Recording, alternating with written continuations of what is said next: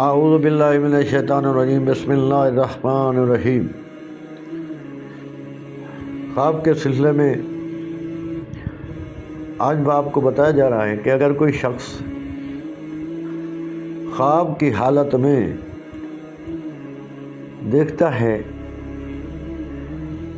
حوض میں نہا رہا ہے، دریا نہیں حوض میں، اس کی تعبیر یہ ہے کہ تکلیف دور ہو جائے گی۔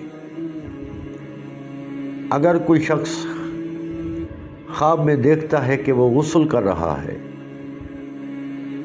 قرضے سے نجات ملے گی، یعنی اگر وہ مقروض ہے تو اللہ تعالیٰ اس کا قرضہ دور کر دے گا، اس کے لیے اسباب پیدا کر دے گا۔ اگر وہ شخص خواب کی حالت میں فرشتے دیکھتا ہے تو یہ بھی اس کے مال و دولت میں اضافے کی علامت ہے، اور خود اس کے احترام عزت میں اضافہ ہوگا۔